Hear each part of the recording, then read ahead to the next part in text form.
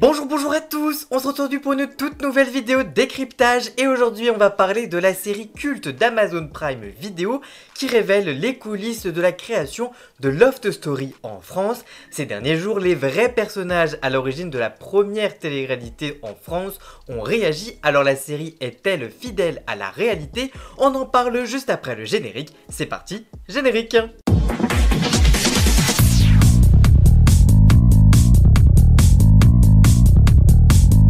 Le 18 octobre dernier, la plateforme Amazon Prime Video mettait en ligne Culte, une série dramatique française en 6 épisodes d'environ 45 minutes, créée par Mathieu Rumani et Nicolas Slocka, sur les coulisses de l'arrivée de la télé-réalité en France, une série qui a fait réagir les vraies personnes à l'origine de l'émission. Petit tour d'horizon de leur avis et de leur mise au point sur la série. Parmi les personnages, une version revisitée de la célèbre productrice Alexia Laroche-Joubert qui s'appelle Isabelle de Rochechouart dans la fiction, mais l'autre personnage marquant de la série, c'est Angela Laurente, présentée comme la papesse de la télé-réalité en France, est représentée sous les traits d'une certaine Elena Valente.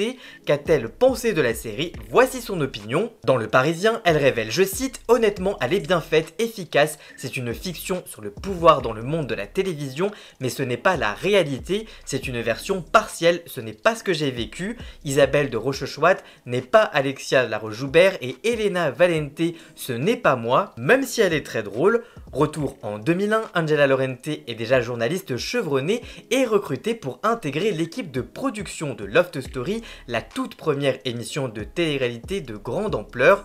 À l'époque, j'avais 18 ans de carrière en tant que journaliste réalisatrice de reportages, de documentaires. Pour Vie privée, vie publique, l'émission de Mireille Dumas, je suis allé en Espagne pour en faire un sur Big Brother. J'ai eu un coup de foudre professionnel grâce à une recommandation de Marie Geneste, alors collaboratrice chez Endemol. Elle rejoint le projet Loft Story pour travailler aux côtés d'Alexia Laroche-Joubert en tant que rédactrice en chef de l'émission.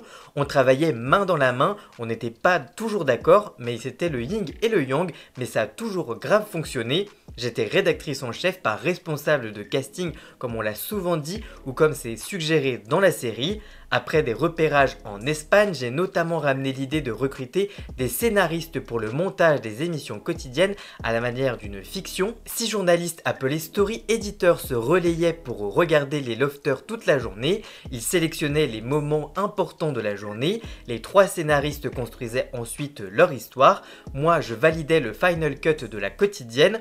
Le succès de Loft Story, c'est d'abord le génie de John de Mol, le créateur néerlandais de Big Brother. Au niveau du business, ce sont les producteurs Stéphane Courby et Arthur. Chez M6, il y avait Jean-Louis Alexis de Gemini qui a défendu le programme. Ensuite, ce sont Alexia et moi à la tête de ce barnum au quotidien et toute l'équipe des journalistes et des techniciens. Mais les vrais héros de cette histoire, ce sont les lofters. Ils ont donné une partie de leur vie. Ils ne l'ont pas fait pour l'argent ni pour la célébrité. Ils ont vécu leur vie et nous, on a fait un show. J'étais aussi un peu la boss des lofters. Avec mes journalistes, j'étais la seule à leur parler dans le loft. C'était des gamins, je m'inquiétais pour eux et c'est pour ça que je suis devenue comme une mère de substitution pour eux. Ils m'appelaient d'ailleurs maman et ils continuent quand ils me voient. Angela Laurente regrette cependant leur prise en charge quasi inexistante après la fin de l'émission. Je la cite à nouveau.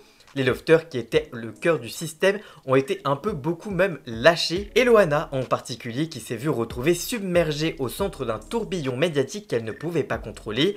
Quand je l'ai vue, j'ai eu un coup de foudre et je me suis dit on ne peut pas faire sans elle. La scène emblématique de la piscine, elle s'en rappelle comme si c'était hier alors qu'elle faisait le tour du loft avec une amie. Je vois Loana et Jean-Édouard de loin dans la piscine. Je dis au cadreur ils sont mignons, ils se baignent. Et là il me répond non, ils se baignent pas, ils baisent. L'équipe doit alors vite réagir, le temps que je refasse le tour et que j'aille en régie, évidemment c'était passé en direct sur TPS. Là j'appelle tout le monde dont Alexia qui n'est jamais venue en fait. C'est vrai qu'elle a dit il faudra changer l'eau de la piscine, elle m'a fait beaucoup rire.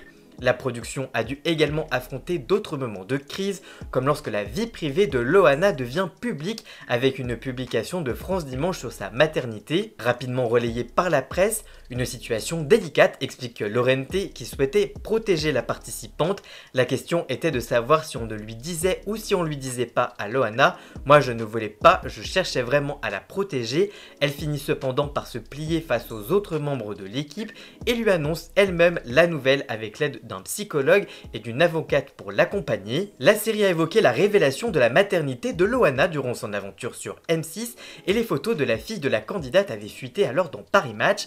T Loisirs a retrouvé la journaliste Marie-Adam pour lui parler de ce gros coup dans sa carrière. Dans la série, il est expliqué qu'au départ, cette médiatisation de la lofteuse, initialement prévue sans photo de sa fille, avait été pensée par Alexia Laroche-Joubert avec l'accord de Loana pour prévenir de la sortie imminente dans la presse People d'un sujet sur cette maternité alors cachée.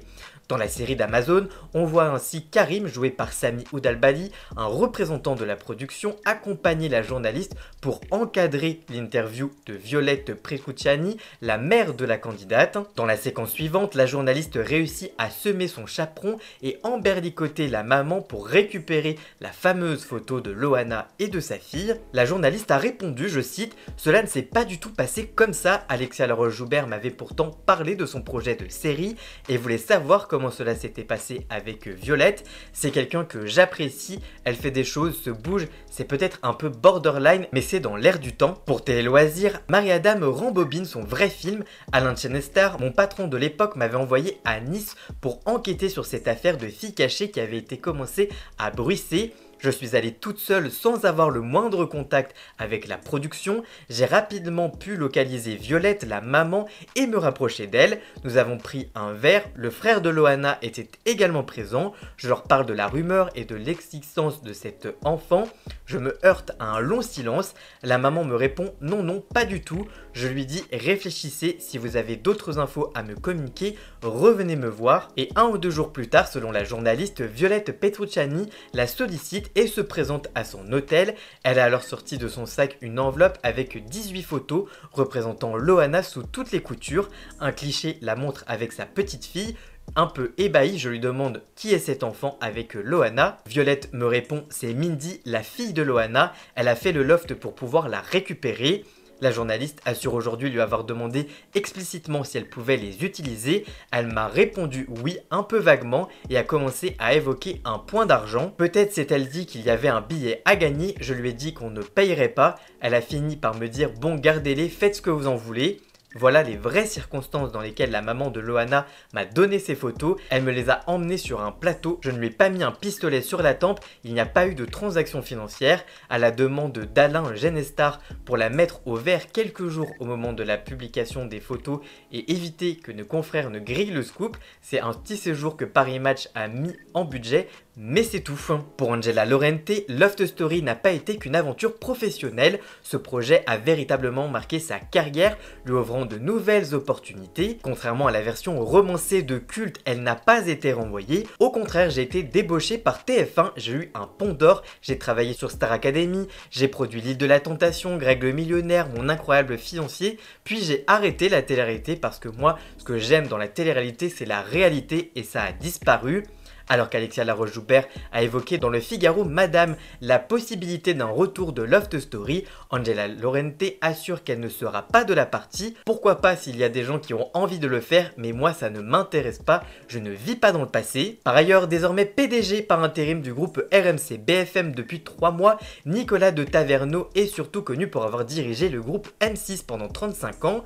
Invité de Léa Salamé sur France Inter ce jeudi 24 octobre pour l'interview de 9h20, l'homme de télévision a répondu aux questions de la journaliste au sujet de la programmation de Loft Story sur M6 suite à la diffusion de Culte sur Prime Video. Il indique, je cite, « J'ai regardé quelques épisodes, ce n'est pas mal fait. Bon, il y a quelques inexactitudes parce que c'est fictionné, mais ce n'est pas mal fait, mais ce n'est pas le meilleur souvenir que j'ai de la télévision.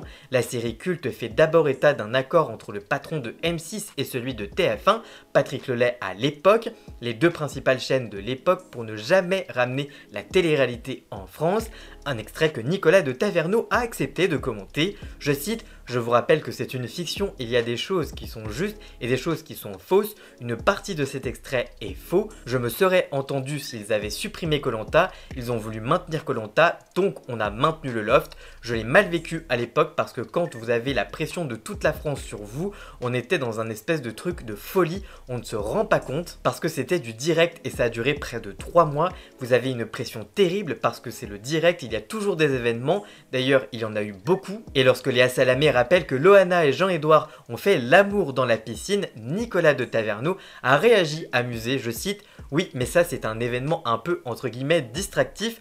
Moi, il y a des choses plus sérieuses, des combats idéologiques. Donc ça a été une période quand même très agitée. Je pense que de toute façon, M6 était une nouvelle chaîne. Il fallait montrer que les nouveautés pouvaient venir sur M6. Donc je ne le regrette pas. On a pris nos responsabilités et finalement c'était un moment de télé. Le personnage essentiel de culte et du Loft, c'est évidemment Loana. Dans la série de Prime Video, c'est la comédienne Marie Colombe qui a été choisie. Cette dernière expliquait dans Télé Loisirs, je cite: nous n'avons pas trouvé le moment pour se voir avec Loana, nous n'habitons pas dans la même ville, mais cela va se faire, je l'espère. Je tiens à ce moment, mais j'ai peur de son regard, c'est son avis qui m'importe le plus. J'espère qu'elle trouvera que je l'ai bien représenté et défendu. C'était un cadeau énorme, mais aussi une grosse responsabilité d'avoir à l'interpréter. Et dans une interview donnée au site de Voici, Loana est sortie du silence pour donner son avis sur la série, mais aussi sur l'actrice Marie Colombe. Je la cite: je le savais, j'ai été payée pour ça, mais c'est une période de ta vie et d'un seul coup tu vois une actrice et elle le fait, bordel, c'est trop fidèle d'ailleurs, tu as la même tête, tu fais les mêmes conneries que tu voudrais effacer. Quand j'étais dans la piscine, je ne m'attendais pas à ce que Alexia soit sur un scooter. Je vois maintenant l'arrière, les gens avec les caméras. Je n'étais à l'époque tellement pas soucieuse de tout, je ne savais pas que c'était comme ça. Je la déteste, mais je trouve qu'elle me représente bien, c'est difficile. Elle me ressemble beaucoup, c'est vraiment vrai, c'est mon double. Elle a également confié qu'elle aimerait bien rencontrer l'actrice. Pour ce projet, Loana a dû s'entretenir à plusieurs reprises avec les co-créateurs et auteurs Mathieu Rumani et Nicolas Slomka pour raconter son histoire. Elle a aussi vendu les droits de ses 2 livres, Elle m'appelait Miette et Si dure est la nuit, si tendre est la vie, pour une somme située entre 1000 et 10 000 euros. Voilà en tout cas pour les différences entre la réalité et la fiction. Qu'avez-vous pensé de la série si vous l'avez regardée? N'hésitez pas à me dire dans les commentaires. Voilà, j'espère que cette vidéo vous aura plu et informé. Si c'est le cas, n'hésitez pas à la liker, à la commenter, à la partager sur les réseaux sociaux, à me rejoindre sur tous mes réseaux sociaux à moi. Tous les liens sont dans la description. Vous pouvez également cliquer sur le bouton rejoindre afin de prendre un petit abonnement de 3 € par mois pour me soutenir. Vous pouvez également faire un don du montant que vous le souhaitez pour m'aider financièrement. Vous pouvez également vous abonner gratuitement à cette chaîne YouTube. Ça m'aidera et ça déjouera l'algorithme et ça c'est très important. Dans la description, vous retrouverez également tous les liens pour retrouver Jason, alias Alan Scott, pour la musique de fond et le générique de cette vidéo. Et nous on se retrouve très vite pour une toute nouvelle vidéo. A très bientôt, ciao ciao.